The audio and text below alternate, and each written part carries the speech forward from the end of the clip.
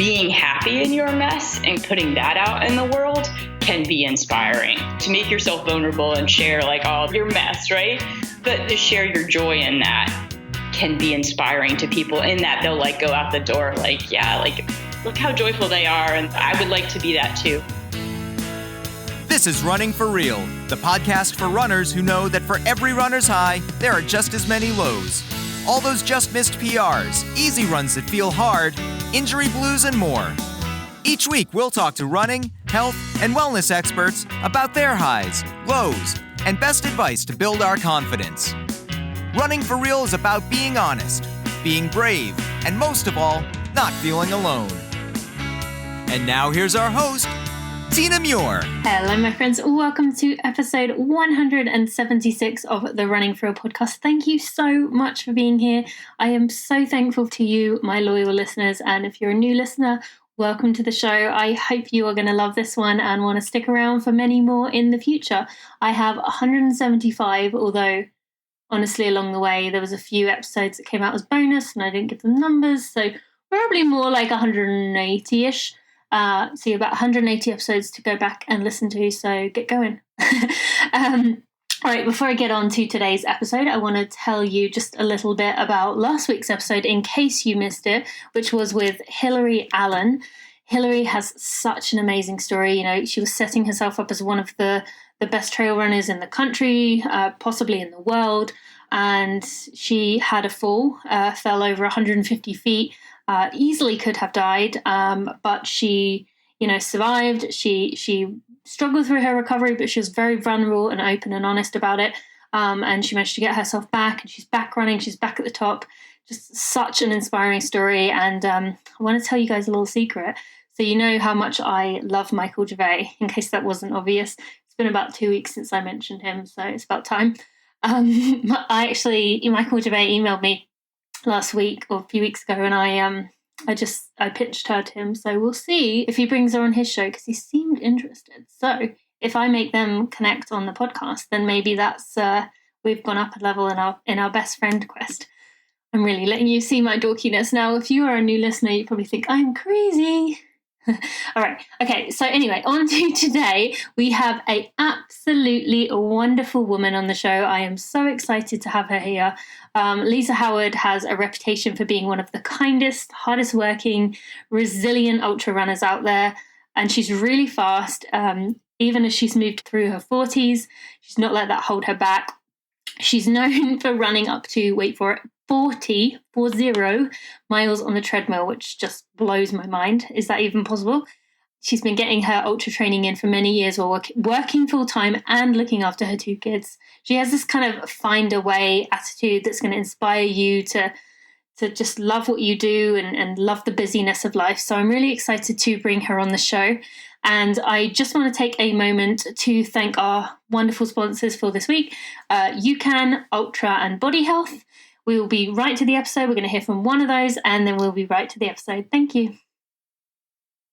Thank you to UCAN for supporting me and Running for Real. UCAN delivers steady, long-lasting energy for runners with no spikes, no crash. I've been using UCAN for several years now because it's a stable, stomach-friendly fuel for my running and my busy life. They had over 50 US Olympic marathon trials qualifiers. They work with top running coaches, and thousands of age group runners rely on UCAN for smarter energy to finish stronger. I've told you about this many times. I used it when I was an elite. It was my only source of fuel during my races. I also used it when I was running in the masses at Boston, carried it in my pocket and just couldn't imagine life without it. I used it as my only source of fuel in Boston. It has this just one-of-a-kind energy. I don't ever find I have any crashes. I just feel like a steady release, and I just really enjoy it. So I love the cranberry raspberry flavored powder. I also love the peanut butter chocolate bars. I have one of them every single day. It's the first thing I eat when I wake up, and then I go for a run, and I never have a stomach upset. Generation UCAN, I absolutely love it. And you can actually get 25% off your first order with code TinaMuir25. Or you can also go to generationucan.com/TinaMuir, and that will take you right there. You don't need to use the coupon code. I absolutely love Generation UCAN. I'm so thankful for this company and what they've done to support me, and so many other runners, and I hope you love it just as much as I do. Liza, thank you so much for joining me on the Running for Real podcast. After hearing so many people talking about just your heart, your running ability, your courage, your strength, I'm really excited to have you on the show. So thank you so much for joining me today. It's really fun to talk to you, Tina. I listen to a lot of podcasts. I run a lot alone. And so I discovered yours a little while back. And so it's really fun to, talk to you in person. Yeah, no, I'm excited. Kind of in person. Yeah, as close as we can be for now. So I want to begin by, one of the things that really stands out about you is, you only started running ultras at 35. You are definitely well into your master's years now. But tell us about, early running. Many of my listeners think that once they get to a certain point, it can be difficult to be competitive in things or to kind of have any level of success. But you did have success. So I'd love to hear about early running and, how did running come into your life in this way? I'm smiling because you're like, one of the things that stands out is that you're old. No. No, I went to high school in Germany. My dad was in the Army. And so there wasn't really any cross country or track there. We did some rhythmic gymnastics in school. And so anyway, I didn't run during high school and then so didn't run at all during college. But then after college, I decided that it would be a good thing to run a marathon. And so I cut out the little marathon training plan from Runner's World. And I did the beginner's level. And that was just like a life kind of check. Yeah, it seems like, that I should do it. My boyfriend at the time was very fit. And I thought that this would be an impressive thing. And so I did it. And it was really fun. And I did okay, and I didn't know anything. And so then I fell in with a running crowd where I was living in Virginia Beach. And so then did a lot of that and had a lot of fun. And then moved, had kind of a mid-course correction in life and started working for the National Outdoor Leadership School. So training folks to go into the backcountry for months at a time and that kind of stuff. And one of my buddies there said, we should do some sort of trail run. And so we did, and it was really fun. And I did pretty well. And it was one of these things where like, you're just surprised, like, oh, look, I'm not bad at this thing. And it was like if you played High Life for the first time, you're like, look, I'm an incredible High Life player. Who knew? And so then fell in with the trail running crowd here. So let me just pause you there. So did you kind of, even from that first day, it was kind of clear that you had, you were better than the average person who decided to just jump on the trails? I won a duffel bag my first race. Okay. And so I feel like I think I came in third female my first trail race, and there might have only been 3 females, but all I remember was I got this cool bag that I still have. And it turned out I had a talent for, running forward for a long period of time, not super fast, but, kind of maintaining for a long period of time. So. Mm-hmm.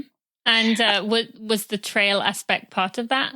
Did you enjoy the fact that it wasn't on roads and kind of the same flat terrain?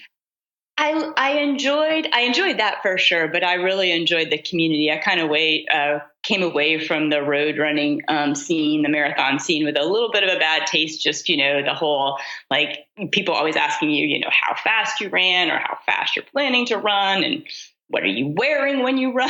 So that bothered you even, pretty much straight away?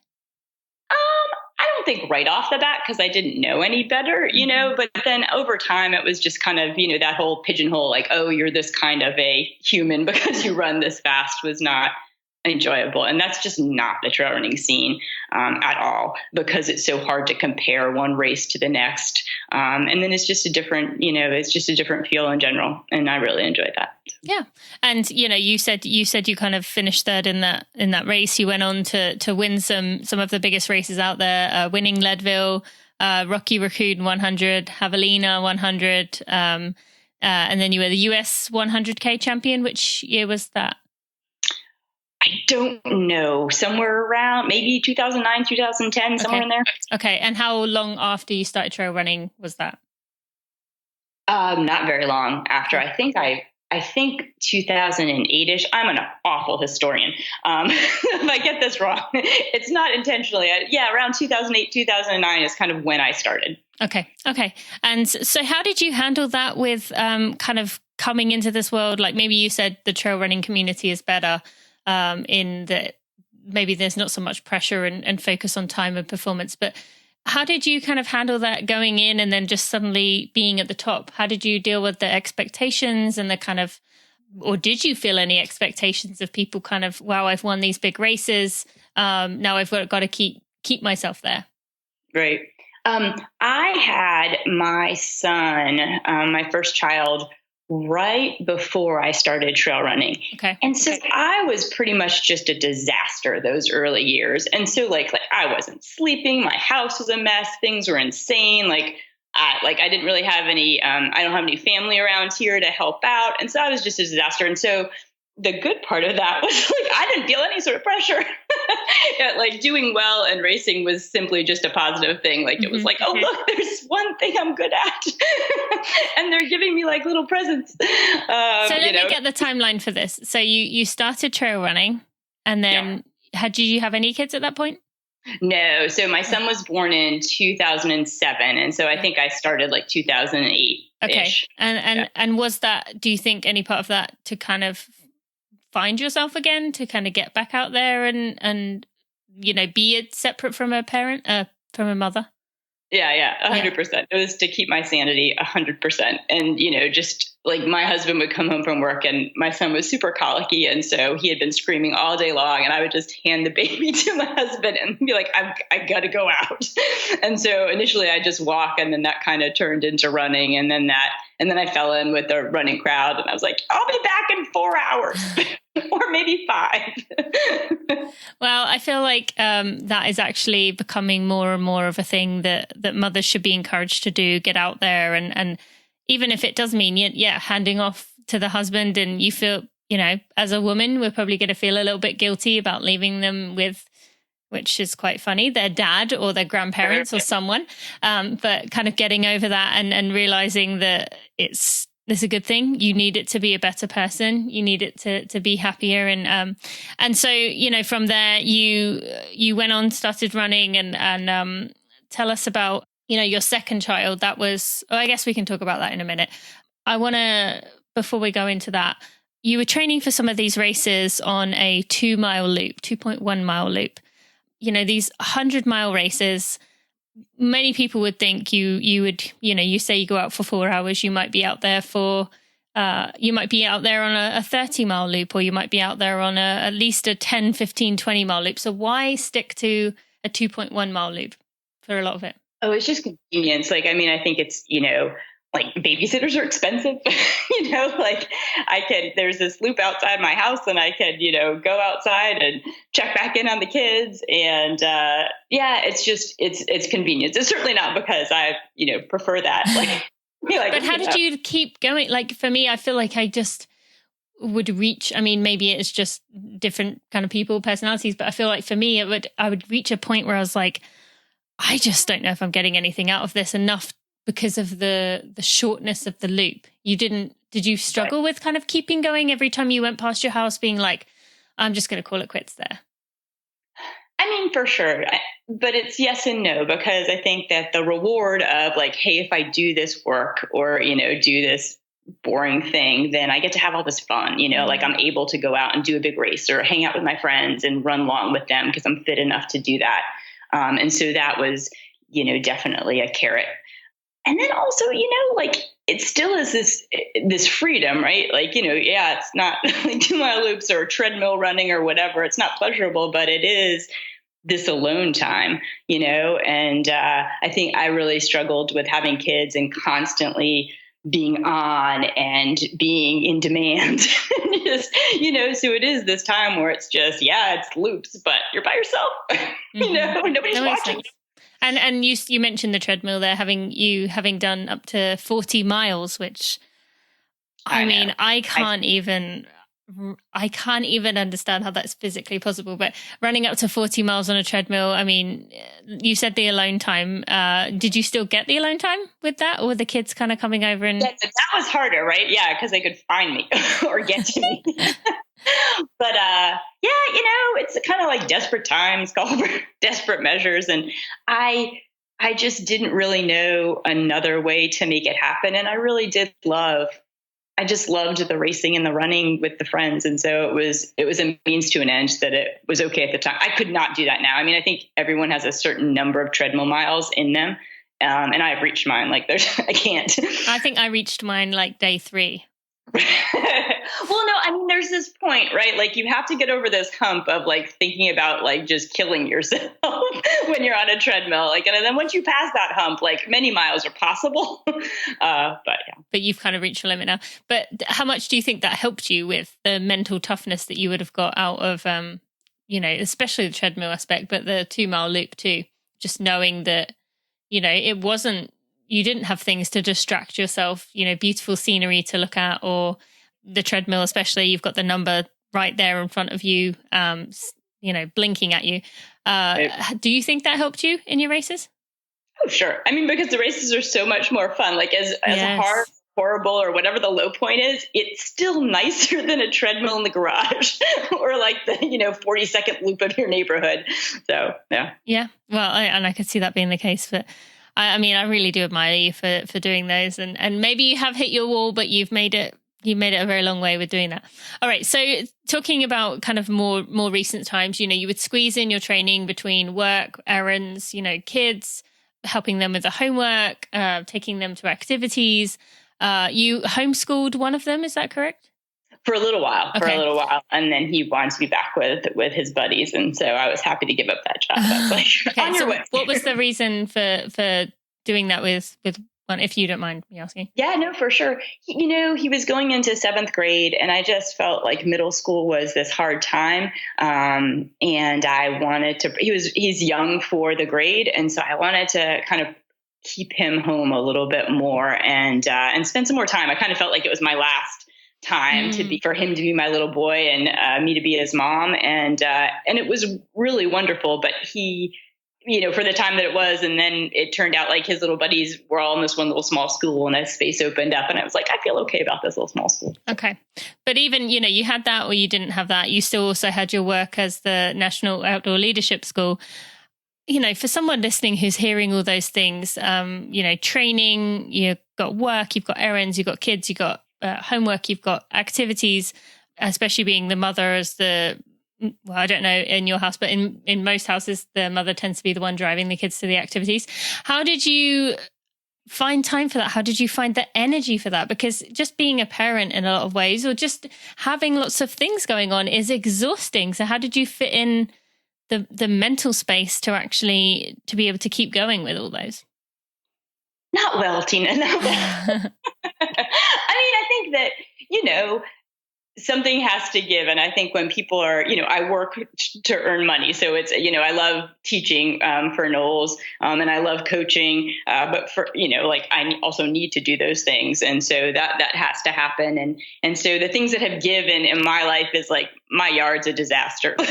we're the worst yard in the neighborhood. Like I've angled the computer here so you cannot see the rest of my house. Like that's a mess. I'm a mess. Things, so I think you make your peace with the things that really kind of are not as important. And you kind of, figuring out what those things are. And it's hard to give them up, but I think you just make your peace with these are the things that I need to do and I want to do. And so I'm going to do those things. And then a lot of other stuff is not going to happen. And I just have to be okay with that. And I think this is a hard process of letting go. And a good one. Kids are good for that. Yeah. Oh yeah.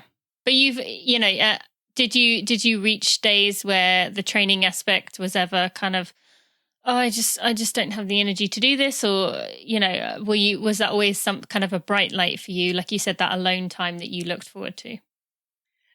for me, running really helps my moods. And so when I don't run, I can get pretty low. And so that's always the motivator. And so I figured out how to make that happen and kind of built everything else around that. Like I am a, better mom and better spouse, and just nicer human if I go out and run. And so it's a selfish thing. It makes me happy, but it's really important that I do it for everybody else who's around me. And so that's what makes it. But yeah, for sure. Like, and so how would you get yourself out the door on those days?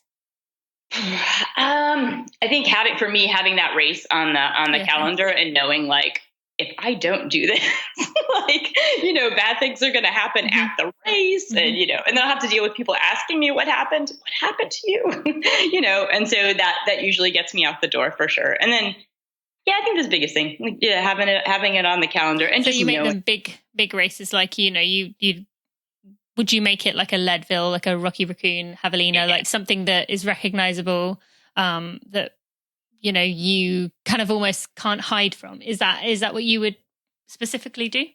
Pick the big ones? For sure. Okay. And then for big long runs, just setting myself up for success by finding some, folks who are going to go running and then, saying that I'll meet them. Yeah, definitely makes a massive difference. Now, we all struggle in this social media day and age with kind of seeing others with these perfect looking lives, the people, particularly you being at a high level, seeing others who are able to train whenever, wherever. They can spend however long they want on whatever loops they want. They can drive an hour to get to a loop. But you couldn't really do that. You had these two kids, you had your jobs.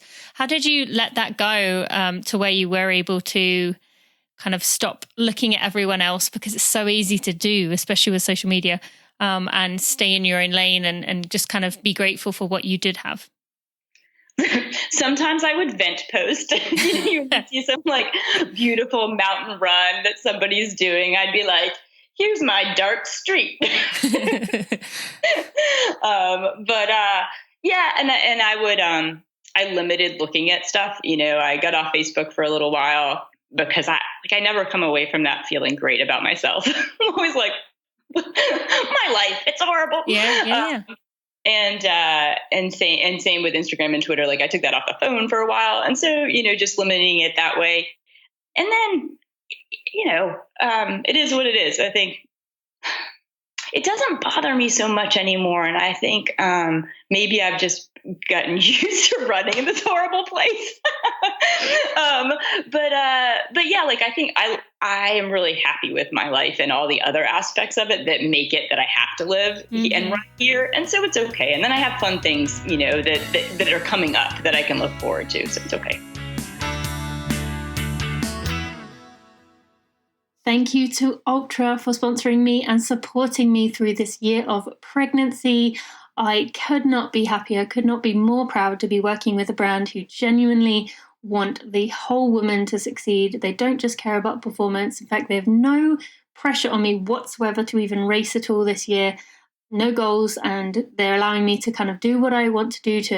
They know that I give value, they know that I want to help, and I want to be part of this change, and so they are giving me the freedom to do that. So thank you to Ultra for supporting me, for supporting all the women out there by what you have done by supporting me and Alicia. I really just do feel so passionately about them, and even if you're not a woman listening, you must have a wife, a sister, a daughter, a niece, someone in your life who matters and will know how much this means that this brand is taking a stand in this way. So thank you to Ultra. Now, what do you get out of Ultra? You can enter to win a free pair of shoes every month for the rest of the year. If you enter this month or this day in March, you will get to enter not only the March giveaway, but the giveaway for every month and the rest of the year. So if you go to tinamuir.com/ultra, that's ALTRA, tinamuir.com/ultra, you can be one of the entrants for each month. If you don't win this month, you can enter to win next month, and you don't have to redo it. I will just put you straight in there. So go to tinamuir.com/ultra. I'm afraid it is US only. and you will be able to enter to win a free pair of shoes of your choice from the Ultra website. So go there now, go do it. You will love their shoes as much as I do. And once you get in those wide toe boxes, you will struggle to go back in any other kind of shoes. They are magic. I love them, even loved them before this year. You should know that. Go check them out, ultrarunning.com. It doesn't bother me so much anymore. And I think maybe I've just gotten used to running in this horrible place. But yeah, like I think I am really happy with my life and all the other aspects of it that make it that I have to live and run here. And so it's okay. And then I have fun things, that are coming up that I can look forward to. So it's okay. And what would you say to someone then who is maybe in a similar situation? Maybe they do all their runs in the dark before anyone sees around the same short loop, or they have to do all their runs on the treadmill because they have 3 kids and that's the only way of doing it. But then they do see other people on social media, or they do hear friends talking about this like epic run that they did in the mountains. Like, what would your advice be to them to kind of, I guess, maybe look at other things that they do have that maybe those friends wouldn't, or what are some other things you would suggest for them? I mean, I think fundamentally you have to, like I said, make your peace with it. Like, it does suck. Like, it would be more fun to run in the mountains. And I think so to pretend that that's not the case isn't useful. And I think finding things to look forward to, like times that you can do that, I think that it is useful to like examine, like, why are you, running where you run? Are there ways to change that? Or is this what you have to do? Maybe looking at the endpoints of it, like, yeah, you know what, for the next 4 years, this is my life. But then after that, things can change. Sometimes that's helpful when you have that endpoint there. And I think, though, that, the reminder, too, that what people are posting is not real life, I coach a bunch now, too. And people are always like, I need to run more. Should I be running? So-and-so's doing 9 million miles a week and, all this. And you're like, it's because people don't post who are running smaller miles. And so I do, like, I really do. I kept a blog for a long time, and I'm trying to get back to it, where I would just kind of post my disaster life and write about that, just so like the bar was set really low for folks. So they'd be like, readers would be like, well, God, if she's managing anything with all the crap that she's got going on, then I too can do that. And I kind of feel like I need to post more like ugly looking runs. I think that's really useful to people. It makes them happy. It makes them feel like, oh yeah, like I look better than that. Yeah.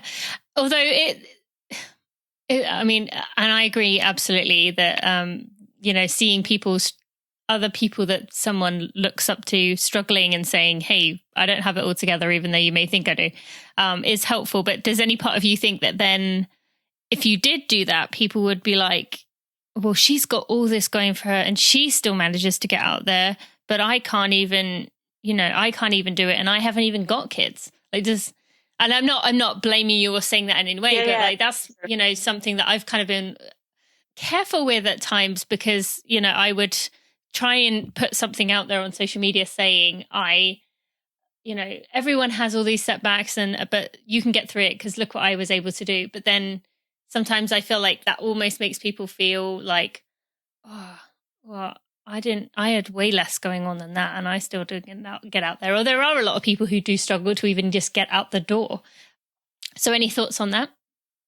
Yeah, no, it's a good question. I mean, it's like, I'll address the out the door one. I think it really is like, hey, commit to 5 minutes. Like, just open that door. You're going for 5 minutes. More often than not, that 5 minutes will extend once you just get out the door. But I think like just saying it's just 5 minutes, that's helpful. I think setting a time every day that you're going to do that for most people is helpful. And just saying, like, if it doesn't happen at that time, it's not happening that day. And then you can try again tomorrow. I think that that's useful rather than having something hang over your head all day. I think that wears you down, and sets you up for failure.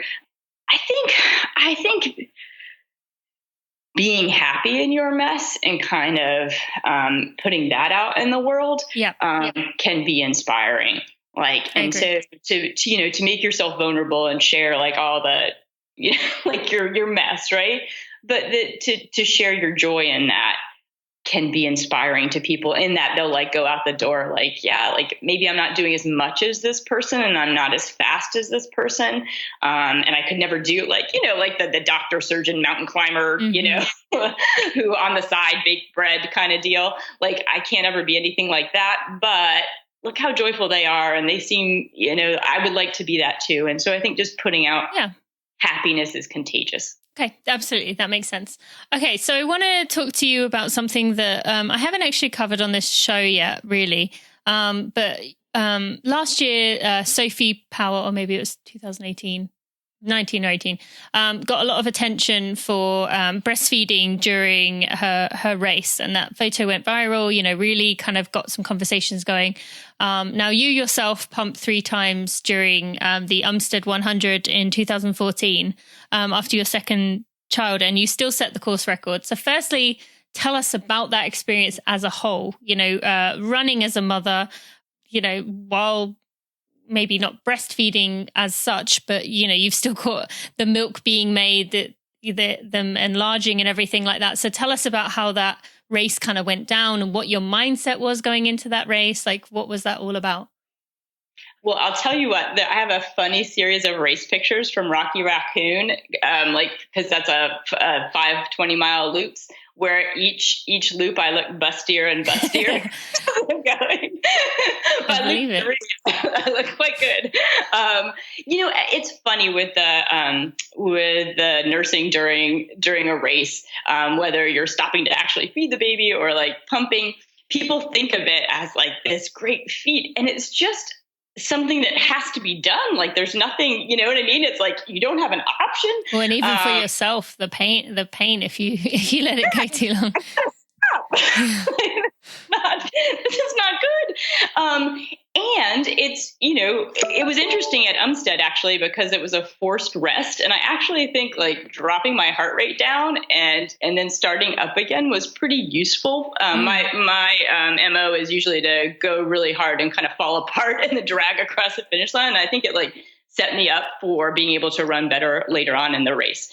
So you decided beforehand you were going to stop at those points? Yeah. Okay. Well, I mean, I had to, like the run, it was going to take, too long for me not to. And so my good friend commandeered a bathroom, this outhouse building. And so, she would, when she knew I was going to be coming, she would make sure nobody was in there. And so I would like wheel in. And, the first time I did it with my son, like my husband brought the baby to the race, and, that's like super stressful because you got to get the baby interested, and he was not having it. And so that was like, come on, I gotta go. Yeah. So at Umstead, I actually had a breast pump, and so that's much easier. And so, yeah, so like, yeah, it's not, it sounds super, like, ooh, that's amazing. And it's just not. You like sit down, you get rid of a load, and then you continue on. And did you feel at the time, back in 2014, before kind of more of these conversations kind of came out, did anyone make you feel like you were being judged for that, for doing that? No, not at all. Okay. I only got, I think all of the attention was very positive. Which was really nice because again, it was like not some great feat, and to be praised for it was fun. Mm-hmm. It was like, oh, well, thanks. Yeah. It was like somebody praising you for going to the bathroom. You're like, well, thank you.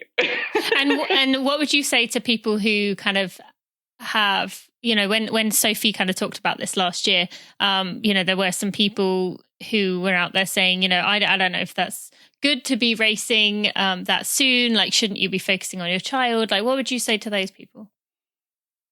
I mean, just mind your own business. I can't. Yeah, there's nothing saying that that's going to interfere with, taking care of your child. Mm-hmm. And I think for most women, for most humans, like exercising is good. It's going to make you do all the things that you do better. And so, unless there's some evidence that, the person's like locking their kid in the car and going for runs, like, just mind your own business. Okay. All right. Thank you. And then what about motivation when you had young children, when you had those sleepless nights? I'm bouncing around with the timeline a bit here, but, how did you stay motivated or keep your energy up to get yourself out the door when you were, exhausted from just being a new mum? Again, it was this fun thing for me.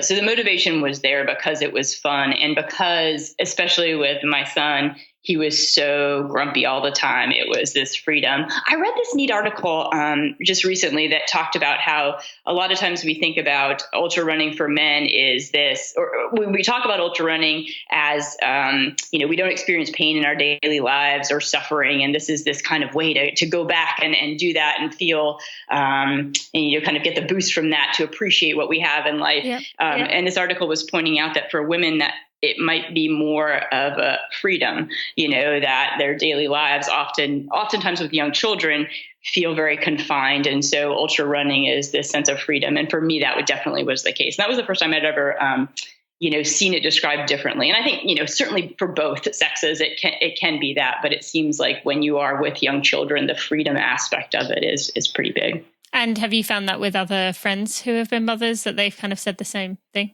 Yeah. The freedom? Yeah, for sure.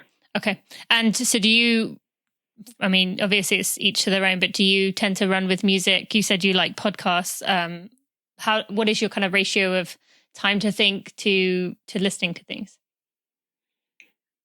I tend to listen a lot, actually, into podcasts, not music. Since I am with the kids a lot, and since I'm then home working a lot, I don't get to talk to adults very much. So I feel like it's my adult interaction, sadly. So a lot of running stuff and a lot of political stuff. Okay. So you would you say most runs you're listening the whole way? Yeah, for sure. Okay. All right. That makes sense. And I think you've kind of earned that if you're going to be treadmill or keeping shorter loops, although maybe now you're kind of expanding out to where you can go further. So originally you and I were going to talk before California International Marathon. You originally were put on a list, I don't know if you know this, of people who were going who were shooting for an Olympic trials qualifier. Was that originally the goal for California International? Yeah, for sure. Okay. All right. So, but then when I emailed you a few weeks, maybe a month before, you kind of said it was going to take roller skates to run an Olympic trials qualifier. And a strong tailwind, I think. A strong tailwind, is that what you said? So tell us about that aspect, having been successful, having won these big races, having been able to kind of, tell your body, I want to go do this and do these big goals. And then kind of coming to the realization like, okay, I don't know if this is going to happen. This, really is kind of looking out of the question for me. How did you mentally deal with that, knowing that you couldn't kind of force your way into it? It wasn't that big a deal. It really just felt like, I just need more time, and so that's okay. And so I was really fine with the process of it because I was getting faster and faster. And so it felt like, I'm doing what I need to do. I'm just not going to be ready for this particular goal. And then also I had just more work and I was slower at it than I thought I would be with just outside of running. And so I just didn't have the energy necessary to run as fast as I to train as hard as I needed to. And so it was kind of like, it was frustrating to, fly to California and spend money on a hotel. And I really thought about like, do I even want to go do this thing? Because I can't, do what my goal was. And I was like, no, it's all good experience and I already paid. So I might as well go. But then, so there's the Canadian Liza Howard, who did very well that day. And so I had my worst race. I think that was my worst marathon ever. And it was just horrible. Like I just totally fell apart. I don't know why, but it was at mile 13. And then I just dragged on and I saw somebody and they were like, are you going to drop? And I was like, where would I go? I got to get to the end. My phone's there. And so I couldn't even run harder the last mile, just to get it over. I have no idea what was going on. I think I had this virus or whatever. Oh. Anyway, so I finished and I finally get my phone, which is a disaster. I don't know if you saw people trying to get their drop bags at the end of that race, but it was like people trying to get on a bus in India. It was insane. No, I didn't see that far. Anyway, so finally I get my phone and it's just these messages, congratulations. Yeah. Sorry, that was me too. That's wonderful. And I was like, thanks. It's, and then I realized, like, it slowly came, I was like, oh, Canadian Liza Howard. Cause I'd realized the night before that, and she was like, she had a good race. And so then I just did a lot of cutting and pasting of like American Liza Howard, 0, Canadian Liza Howard, 1. Yeah. Well, I'm sorry I was one of those people as well. And I remember seeing her time and thinking like, you said you needed roller skates. Look at you now. You're like 10 minutes under the time. It was bittersweet. I didn't really care, but at the same time, like I was like, all right, so enough in the already. Yeah, I'm sorry. That was no. I mean, like what was nice was like all these nice people were emailing me out or like texting me out of the blue, like congrats. I was like, I didn't even know you were like we were still friends. That's crazy. Although hopefully you're not referring to me there before we start talking. Okay, so learning from that, you are 46 now? 47? No, I'm 47. 47. Maybe Okay. I'm 48. Hold on. Wait, I think I might be 48. Yeah, I'm 48. Okay.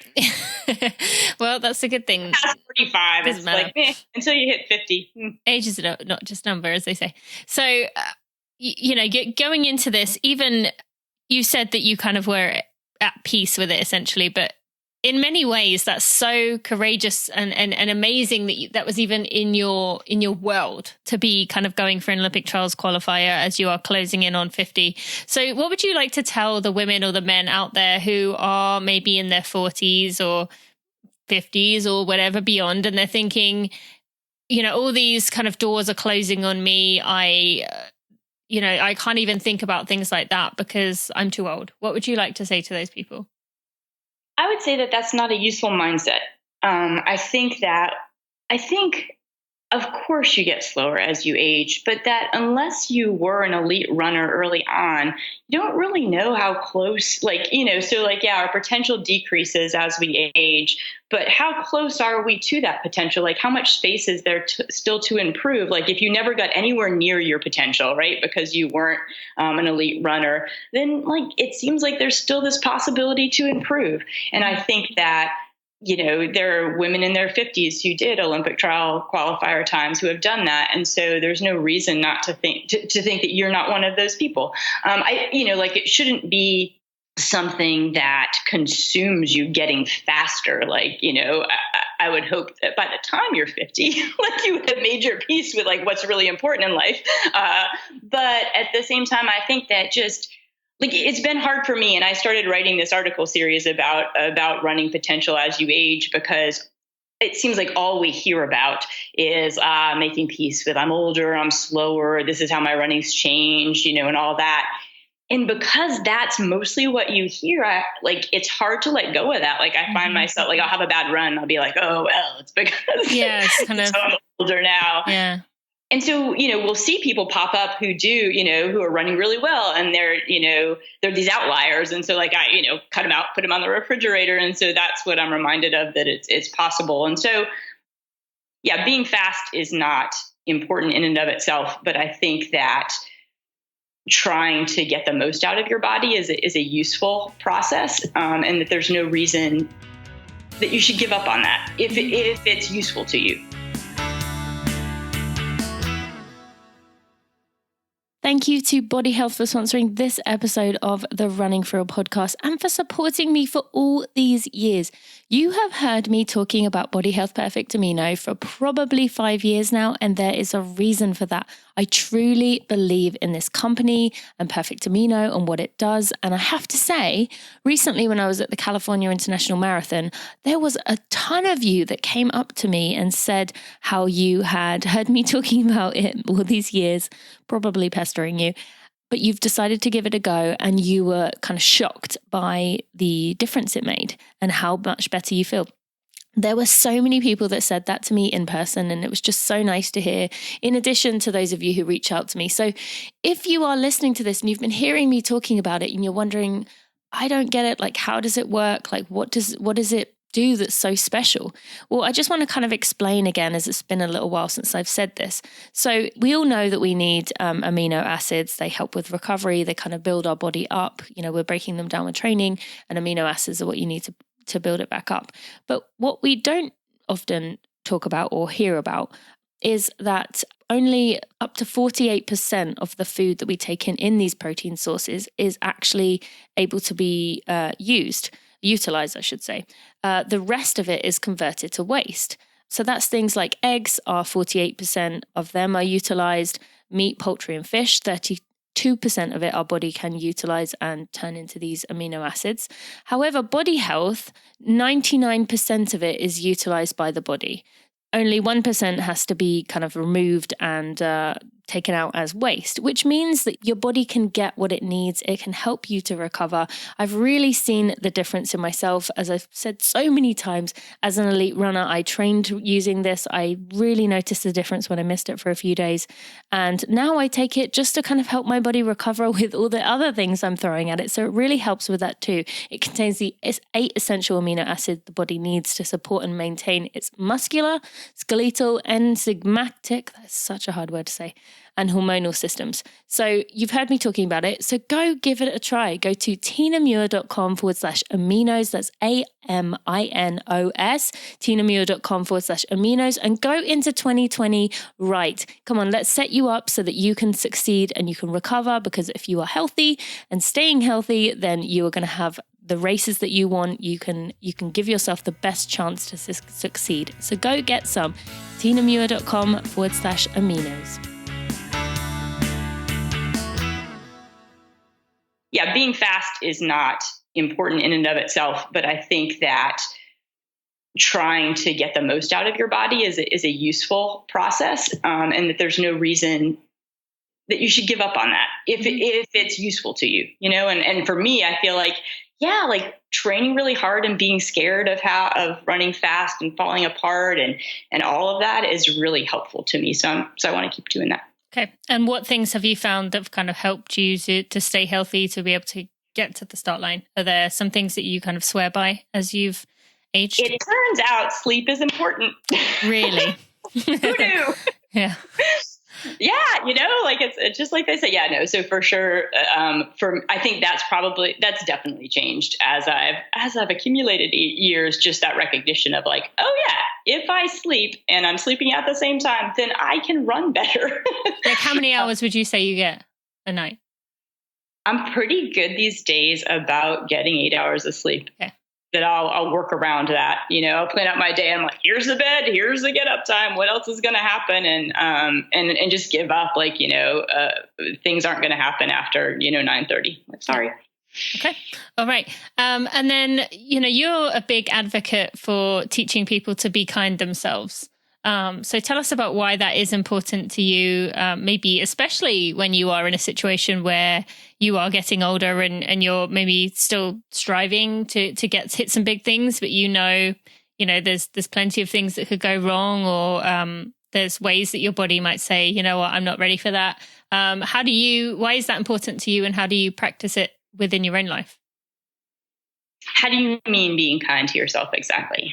Just kind of, positive self-talk, kind of letting yourself off the hook, forgiving yourself for mistakes, and kind of encouraging yourself rather than berating yourself for bad choices or for things that you've done wrong.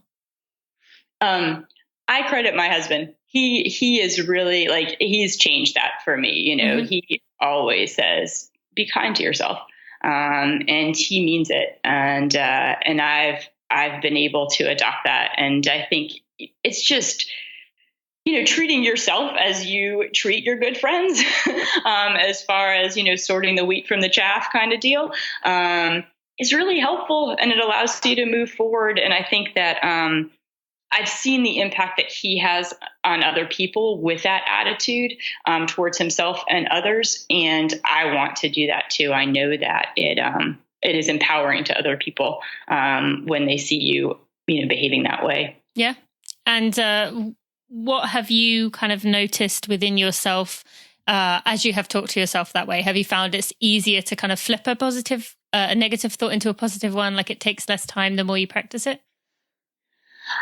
I don't know if that's the case. I think that it allows me to go out and do what I want to do, regardless of how I'm feeling or the criticism, or, so my assessment is like, oh, this was crap. And, you did this poorly and this poorly. It allows me to let go of that and just go do what I need to do. Okay.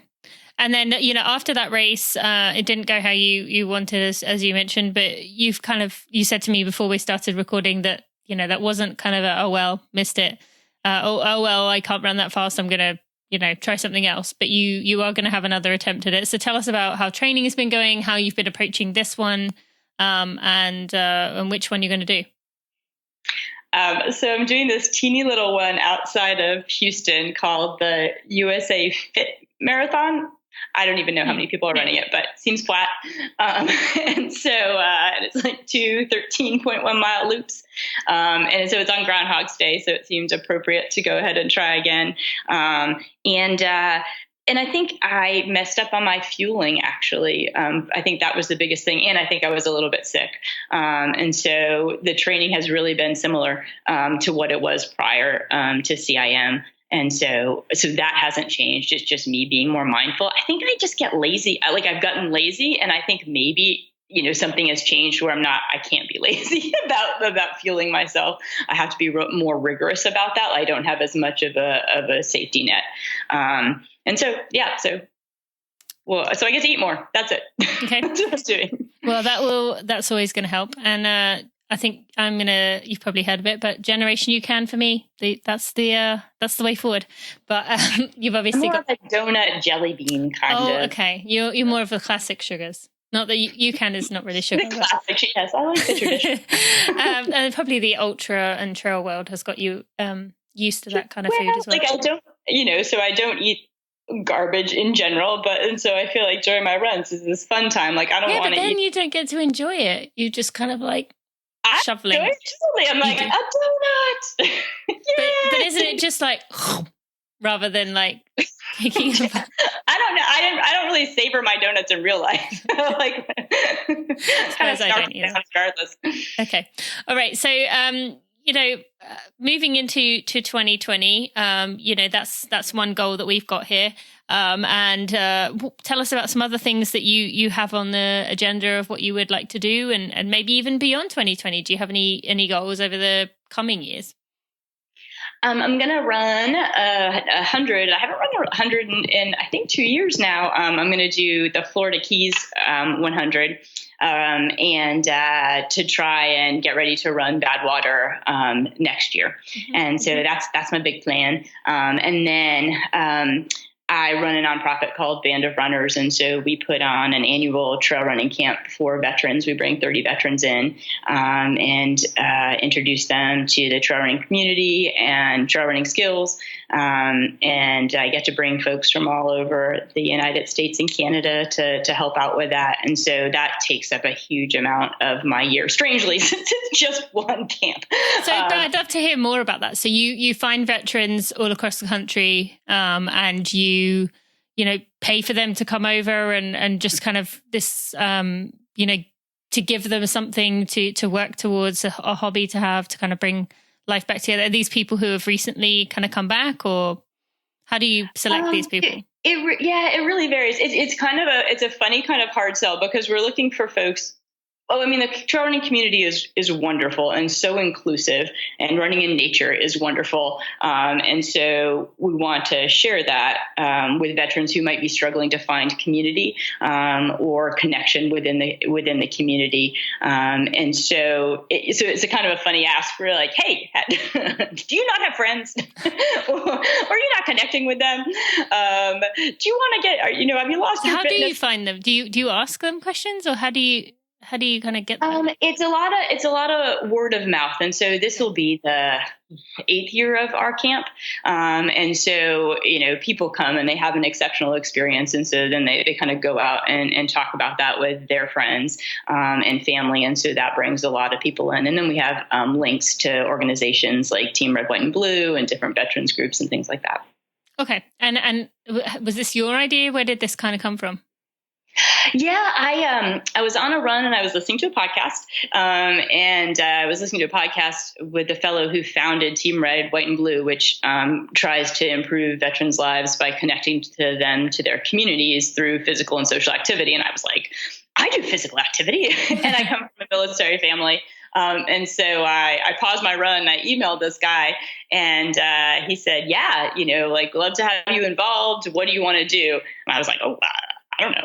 And so I thought a running camp would be great because you could kind of take the experience people have on these wilderness expeditions that I had been leading and compress it into, just a few days. And then the running community, it's already set up. Like, there are all these local running groups, that you can connect people to. There are these races. So it just seems like, oh, well, we should definitely do this. And they had deep pockets. And so they were like, yeah, make it happen. And so we're like, great. And it was just a matter of like, I just got to invite all my running friends to be mentors at this camp. And the whole idea was to take people out on runs and teach them how, we had traditionally learned like just conversations on long runs. But knowing that like if we were going to do something for 3 days, we couldn't just run people for 3 days without destroying them. And so, figuring out like, okay, well, we'll run for an hour and a half, and conversations will happen. And, there'll be these teachable moments, but then we'll stop and we'll do some, more didactic type classes. And it's been really wonderful. And I think everybody there, like running has changed their life in an important way. So maybe they struggle with depression personally, or they have social anxiety issues, or, whatever it is. And so it's this means to share that to be of service to this group who has been of great service to us. And so people feel, running is such a selfish thing, or people feel selfish a lot of times. And so this is this very straightforward way to feel like, oh, look, but it's useful. Like, I can make this useful to other people. So, yeah. And can you share maybe a story with us? You don't have to say a name of someone, like how it's changed someone's life, or how it's, really made a difference for them. I think for a large majority of the folks who come, the change that happens is just feeling part of this really accepting community, that it will meet them where they are and is not asking anything of them, and is ready to is set to go running with them, or volunteer to race with them. And I think just feeling part, like everyone wants to feel part of something. And I feel like this is just this easy family to feel part of. And so we'll be doing it again this November 9th through 12th here in the Hill Country in South Texas. And so if you're a veteran and you want to come, contact me, and it is free. So. Okay. Cool. And I will put links in the show notes for anyone listening who wants to also just check it out and find out more about it. All right. So just kind of wrapping up here, the trail running community, the ultra running community has really expanded over the recent years, really gaining popularity, really kind of the whole world is starting to open up towards it. And how do you feel, as a masters athlete, you told me before, I'm not sure if we said it on the show, that you want to try and get another USA jersey, which would be very exciting. But, how do you feel about the future of the sport, about kind of the athletes coming up? I know you know Ellie Greenwood well, and I'm sure many others, but like, how do you kind of feel about the future of the sport? I think that the more people that we have on the trails, the better it is for the trails and the environment. And so I think the more people that are appreciating being out there in nature is useful and will be helpful. So in that regard, it's exciting. I think it's sad to let go of the tiny feeling that our community has had, where everybody kind of knows everybody else and we're all on the same page as far as supporting one another. I think that, as it grows and more people come in who have less of or more of a hard road racing background, the vibe changes just a little bit. Yeah. Does any part of you worry what you said about kind of the road racing scene, it being about numbers and it being about sausage categories? Does any of you worry about that kind of coming across? Not really. I mean, I think it's a big enough umbrella to incorporate all of that. There's still a place, for everybody. And so folks who want to who enjoy looking at that, and that's exciting. Like, that's fine. There's a good place for that, and there's still a huge community, and I mean, it still is this feeling of like, it doesn't matter how fast you are. Like, that's not what's important. Well, it can't, can it? You know, you never know what the terrain or the weather or anything could be like. I will say, like, I do think that the more people come in, the more incumbent it is on the folks who've been here a while to share the standard practices, you know. And so at this trail camp, we always do this skit where we show poor running behavior, and then we have the audience yell out, "That's not cool!" And so things like, you know, throwing trash on the trail, or like going to the bathroom, you know, near the trail, or leaving toilet paper out there, or kind of give us these for those of us who don't know them. All right. Yeah. So here's the deal. Fruit does not biodegrade in any sort of fast manner. So you got to take that all out with you. No orange peels or banana peels on the ground. Okay. Clearly we're not dumping trash out there. For someone listening who thinks, but food does biodegrade, what's the reason? Eventually, but it's not going to be in a lot of locations, it's not going to happen for years. And so if everybody's doing that then it turns into this heap, and it's attracting animals to that site, and they become bothersome and blah. Okay, that's one. Yeah. If you have to go to the bathroom and there is no bathroom around, like urination, no big deal. But if you're pooping out in the woods, you need to make sure that that is not an eyesore. So like ideally you're digging 6 inches into the ground, you're pooping in that and covering that up. But if you can't manage that and it's emergency, make sure that you're away from the trail and it's covered. Because that's not cool. And if you're going to bring toilet paper with you, you need to take that out with you, because that's going to last there and that's going to attract animals and make it just a horrible scene as well. Okay. So there's that. Same deal with tampons. If you're going to have to get rid of a tampon, like bring a little Ziploc baggie so you can put that in there. Bring maybe a stuff sack so you can put that in there so you don't have to see it or nobody else has to see that afterwards. But you can't just leave those out there because they'll stay around. And animals will come dig them up if you've left them, if you've kind of buried them just a little bit. So that's not cool. If you're doing a race as a training run, it's not cool at the start line or during the race to tell someone you're running with that this is just a training run for you. If that person's running really hard, that's not cool. Or that you're going to pace with them because you don't want to run too hard. That's not cool. Okay. If you are not going to use a pacer during a run for some reason, then that's your business and you don't need to tell anybody else about it if they haven't asked you. It's not like, that's just not cool. Like, people use pacers for a whole bunch of reasons, and you don't know what that is. So, keep your pacer decision to yourself. Let's see, what are some of the other ones? Oh, just trekking poles. Like, you got to be careful with those trekking poles. Listening to music, you need to make sure that you can hear what's going on around you. And so, the more wild the area that you're running in, the less of a good idea it is to not be able to hear what's going on around you. Do most people listen to music and podcasts while they're running in the trails? Oh, yeah. In the trails? Mm-hmm.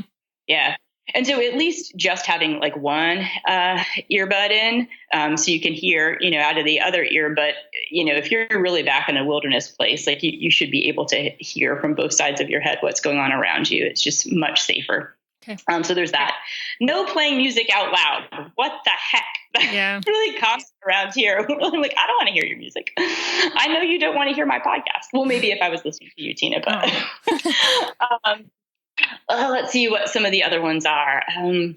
It's really fun because we have all these like rock star runners act these things out, and their acting is pretty poor. Dom Grossman usually does the don't poop in the on the trail one, and he has a Snickers bar that he kind of drops out of his pants, and then everybody yells, "That's not cool." So let's see. Well, you have to get a video of you guys doing that some year. I know, we got one this year. Oh, you did? Okay, well, let's put that in the show notes so people can go watch it. Okay. All right. Liza, I want to thank you for coming on the show today, for just sharing your uplifting personality, for just your optimism, for your wisdom, and just for being that wonderful person you are. Thank you so much for coming to talk to me today, and for getting to know my audience. I'm sure they've loved getting to know you. Thank you for having me on, and thank you for keeping me company on many, many, many runs. I appreciate it. I appreciate that. My friends, if you have a minute and you could leave a review on your favorite podcast player, Apple Podcasts, aka iTunes, Stitcher, Overcast, Pocket Cast, Spotify, or whatever else podcast player you use to listen to this podcast, or if you would subscribe to this podcast, you will help me get out in front of new runners to make our tribe even bigger and even better. It might not seem like you as one person can make a difference, but really it helps a lot. And it shows me you appreciate the hard work I put in for those. Thank you so much. Isn't she awesome? Just such a kind, sweet person. And, she's inspired so many ultra runners out there that we all really look up to. She really is one of those people in the ultra running world that just seems to be loved by absolutely everyone. Now, I just want to take a moment to thank UCAN Ultra and Body Health for sponsoring this episode of the podcast. You can get 25% off your order by using code TinaMuir25 when you go to generationyoucan.com. And Ultra, you can enter to win a free pair of shoes of your choice, US only, I'm afraid. A free pair of shoes of your choice by going to tinamuir.com/ultra. And if you go and do that now, you actually have entrance into the giveaways for each month this year. Ultra is giving away a free pair of shoes. So if you enter now in March, you will get entrance for April, May, June, July, August, September, October, November, and December. So it's definitely worth doing. And finally, thank you to Body Health for sponsoring this episode. If you go to tinamuir.com/aminos, TINAMUIR.com/AMINOS, you can get 10% off your entire order. Although Perfect Amino is the product that I have been telling you for years that I absolutely love. Now, next week, we are going to be hearing from Margot Mountjoy, who is a researcher. She kind of was the person, one of the people that got the Red S movement going, kind of got the science going behind it. She's been on so many different research projects and been one of the names to watch. Trent Stellingworth, which you may remember from a previous episode, he was the one that recommended her to me, and she's just got so much knowledge. So I'm looking forward to hearing what you think about her next week. My friends, I appreciate you. Thank you so much for listening. I'll see you next week. Thanks for listening to the Running for Real podcast. Be sure to check out tinamuir.com for show notes and even more helpful running information.